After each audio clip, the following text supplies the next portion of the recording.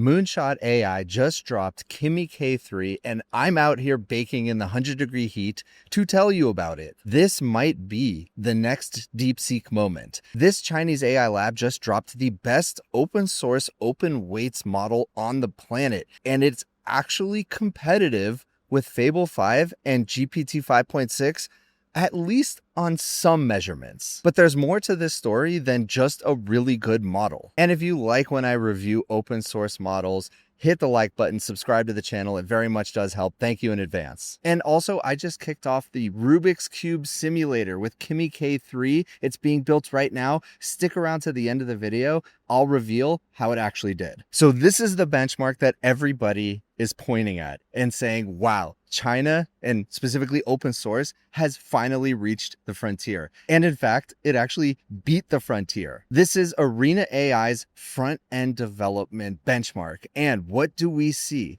Kimi K3 at the top, above Fable 5, above GPT 5.6. That means in front-end development, Kimi K3 is the best model on the planet right now, and that is wild. And by the way, it's not by a small margin. Here it is, 76% versus number 2, Fable 5, at 63%. All right, so let me get into the details for a minute before I show you the bigger picture of this story. First, this is Kimi K3. This is a 2.8 trillion parameter model. That is the biggest open source model to date. And no, you probably cannot run this on your home computer. This is one of those models that's going to need to be served by a data center. It also has a 1,000,000 token context window, which is excellent. It is designed for long horizon coding, knowledge work, and reasoning. Now, I know I've talked a lot about US versus China in the AI race, and I made an entire video about how the economics around US open source are not favorable to building the best open source models on the planet. And what do we see?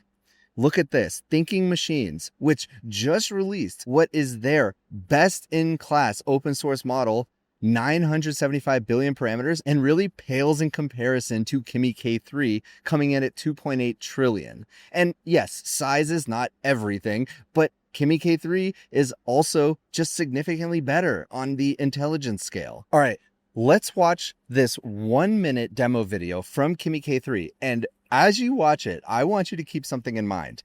Kimi K3 was the model that actually edited the video. Check this out. So create a new character. Let's see. There we go. By the way, I keep hearing it is incredible at design. It is incredible at 3D asset creation. And that's what we're seeing here with that entire simulated world. Add real-time reflections, dynamic daylight cycle. It's basically building a video game. And it looks really good. This is like Red Dead Redemption style. So you get the picture. But what is open source really known for? It is known for efficiency and cost. If you're using an open source model, you should expect to pay far less than going with a Fable 5 or a GPT 5.6.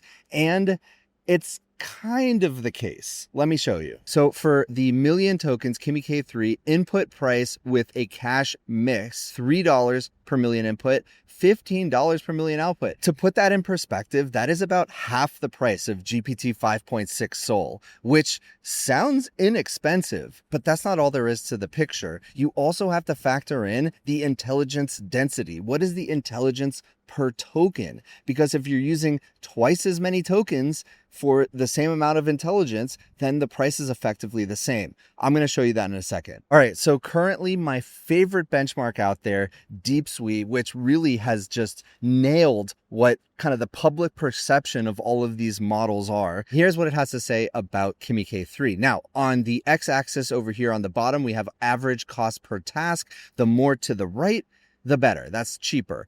Over here on the y-axis, we have the completion success rate.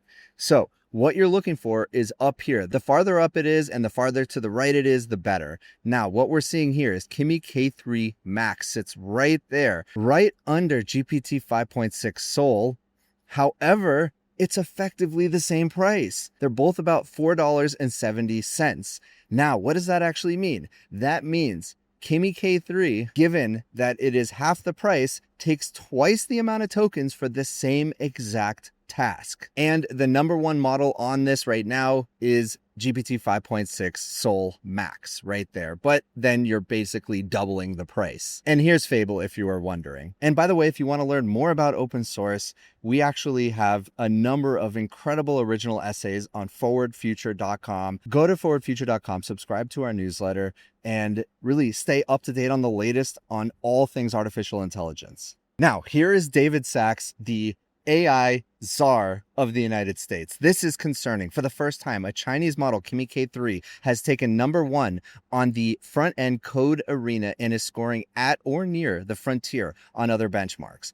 Now, I don't know if that's actually true. It's probably faring pretty well, but still, GPT 5.6 and Fable are more generalized models. They do better across the board than Kimi K3. Now, I don't want to go too deep into the politics in this video. I've already covered China versus the United States plenty, but what David Sachs is pointing out here is as we continue, we as the United States, regulate our AI industry, have kind of this patchwork of AI regulation across all of the states in the United States, it really slows down our frontier labs. And don't forget, Fable was released, pulled down, GPT 5.6 was delayed for weeks.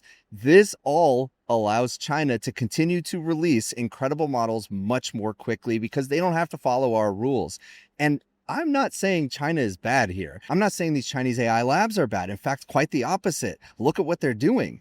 They are releasing insanely good models for free, open sourcing them and open weighting them. I can't say anything negative about that. I am grateful that they're doing this, and I'm going to touch more on that later in the video. Now, here's Guillermo Rauch, the CEO and co-founder of Vercel. Kimi K3 is the best performing model on nextjs.org evals, ahead of Fable, reaching a comparable success rate in less time. This is the first time that an open model is ahead of all proprietary ones for this comprehensive web engineering benchmark. And if you see me sweating, it's not because I'm getting nervous about Chinese AI. It is literally 100 degrees out here. Yeah, so here's the success rate coming in at 92% on the agent performance results, success with agents.md, the #1 model on the planet right now. Here's another one. Turns out Kimi K3 is also really good at writing. So big news from our internal writing benchmark early results. Kimi K3 is our now #1 for writing in our editorial voice, 2840 ELO, surpassing Claude Fable 5. That jump is from place 21 to #1 over its predecessor, Kimi K2.6. 5 times cheaper than the model it just displaced at the top. So it's much, much cheaper at writing. Now, here's where we have to add caveats left and right.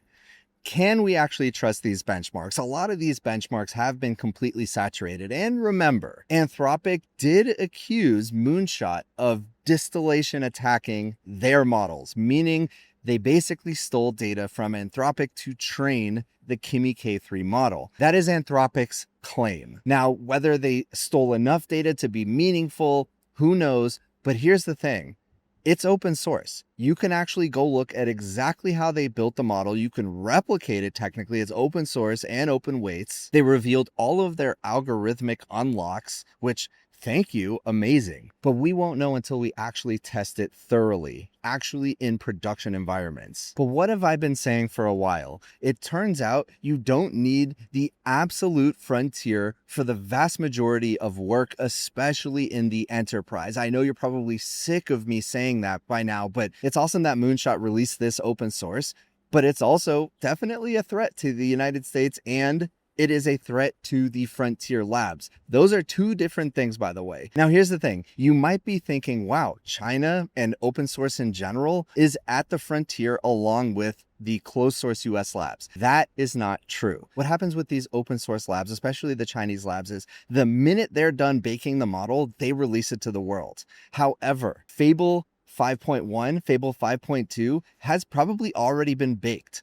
Anthropic is just testing it. So I still think that Anthropic is probably 8 to 10 months ahead of open source. Because remember, we found out Anthropic had Mythos way back in January, 5 months before they actually released it publicly. That's probably what both of the major labs, OpenAI and Anthropic, are doing right now. GPT-6 is probably being tested thoroughly internally at OpenAI right now. They've probably had it for months. They're just doing all of their safety evaluations. They're making sure that they're doing kind of the post-training properly, extracting the most they can out of the model. So I still think US closed source labs are far in the lead. We're still way out there. And again, I want to say it's awesome that these Chinese labs are open sourcing their models, because guess what? It helps everybody, including US open source and OpenAI and Anthropic. It helps everybody. And they have all of these incredible algorithmic discoveries with Kimi K3, and they just give it away for free. It's incredible. And it puts a lot of pressure and increased competition on the US closed source labs. And here's the thing, ultimately, when there's really good open source models, every part of the AI stack wins, maybe with the exception of the closed source labs. That's it.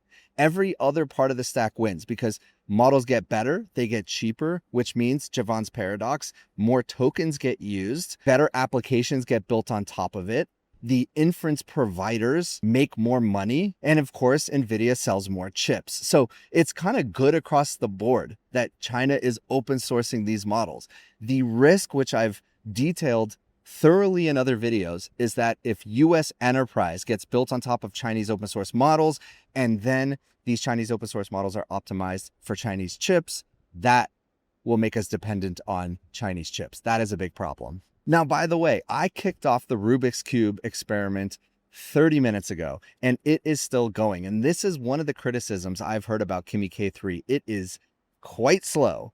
So it is token hungry and slow, and hopefully it finishes soon. And in fact, right after this, I'm just going to show you a quick demo of it. But for now, it hasn't finished after about 30 minutes. And by the way, here we go. The Rubik's Cube finished. Let's check it out. It looks really good. I can see the reflections on the side of the cube right there. Let's try scrambling it. Scramble looks correct. Everything looks really good there. And let's see what happens when we solve it. It looks like it's going to solve it. There it is. Perfect. So it works really well. This is another model that can absolutely crush the Rubik's Cube. And by the way, I detailed my thoughts on the AI race between China and the US. And if you want to watch that video, go do it right now.